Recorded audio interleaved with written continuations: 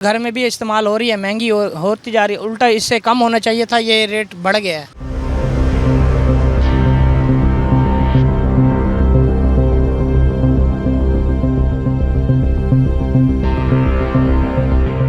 ना गैस आती है घर में, ना कोई चीज़ है। सिलेंडर बनवाने आए तो इतनी बहुत ज़्यादा महंगी है।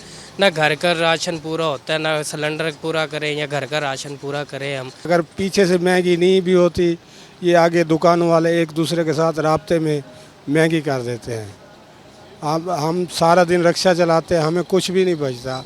स्पेयर पार्ट महंगे हो गए हैं, हर चीज़ महंगी हो गई है। हमारा किराया ऊपर जाने की बजाय नीचे आ रहा है, कोई किराया भी नहीं देता। सारा दिन आते हैं, 4 लाख 4.5 लाख रुपए का रिक्शा हो गया है। हम किधर जाएं हम।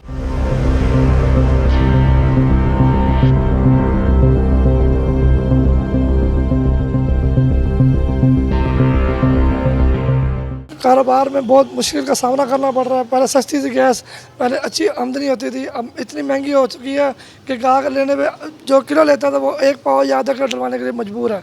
क्या करें? वो कहते हैं सवारी किराया नहीं भरती। इधर से महंगाई इतनी है, क्या करें? हो सकता है महंगाई या कम करें।